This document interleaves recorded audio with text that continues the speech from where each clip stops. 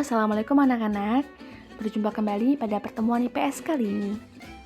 Pada pertemuan kali ini, kita masih membahas tentang tema 3, yaitu aktivitas dan kebutuhan manusia. Dan pada pertemuan kali ini, kita akan membahas tentang materi kegiatan distribusi. Ada baiknya, sebelum kita masuk ke materi pembelajaran, kita harus tahu dulu nih, apa sih tujuan pembelajaran pada pertemuan kali ini? Tujuan pembelajaran pada pertemuan kali ini adalah kalian mampu menelaah kegiatan distribusi. Nah, masih ingat nggak? Pada pertemuan minggu lalu, Ibu sudah membahas tentang kegiatan produksi. Dan Ibu juga sudah menyinggung tentang kegiatan ekonomi. Kita ulang lagi ya. Kegiatan ekonomi adalah aktivitas yang dilakukan manusia demi memperoleh barang atau jasa. Kegiatan ekonomi terbagi menjadi produksi, distribusi, dan konsumsi. Nah, pada kegiatan kali ini, kita akan secara khusus membahas tentang kegiatan distribusi. Sementara itu, untuk materi pembelajaran, kita hari ini ada 3 nih. Yang pertama, kalian akan menjelaskan pengertian distribusi.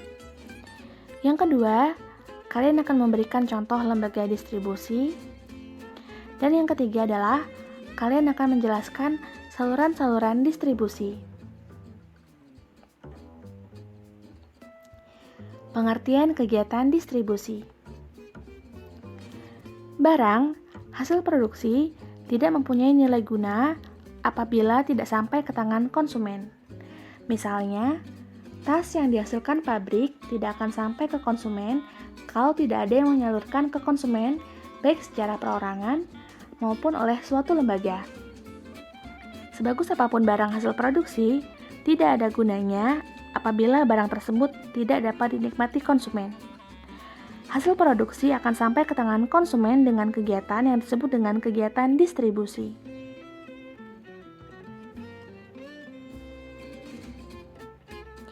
Nah, ada yang tahu nggak sih, apa sih pengertian dari kegiatan distribusi?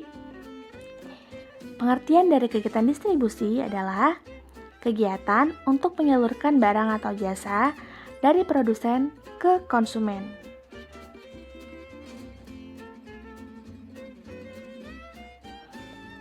Nah, kira-kira siapa sih yang melakukan kegiatan distribusi ini?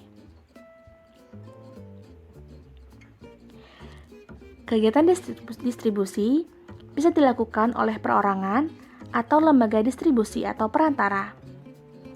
Lembaga atau perorangan yang melakukan kegiatan distribusi dikenal dengan istilah distributor.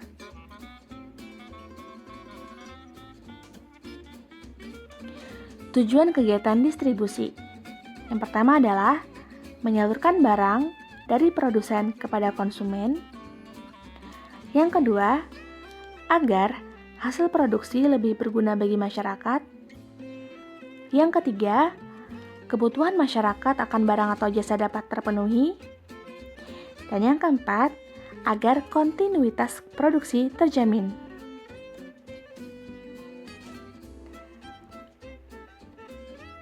Siapa saja yang disebut dengan distributor?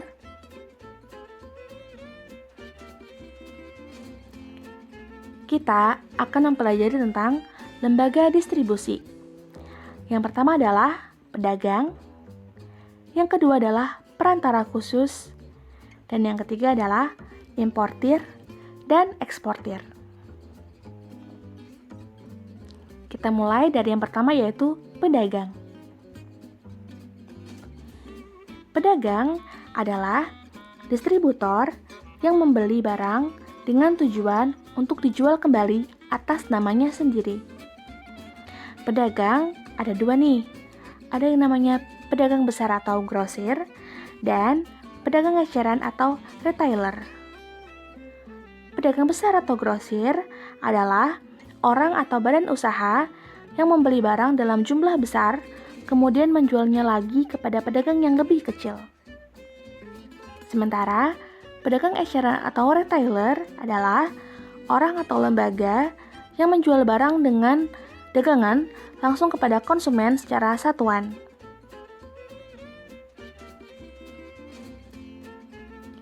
Yang kedua adalah perantara khusus. Merupakan lembaga yang berfungsi untuk menyalurkan barang dari produsen ke konsumen, namun tidak bertanggung jawab apabila barang yang disalurkan tersebut tidak laku. Contohnya adalah agen, makelar, dan komisioner. Yang ketiga adalah importir dan eksportir. Importir adalah orang atau badan usaha yang membeli atau mendatangkan barang dari luar negeri. Sementara eksportir adalah orang atau badan usaha yang menjual barang ke luar negeri untuk memperoleh keuntungan.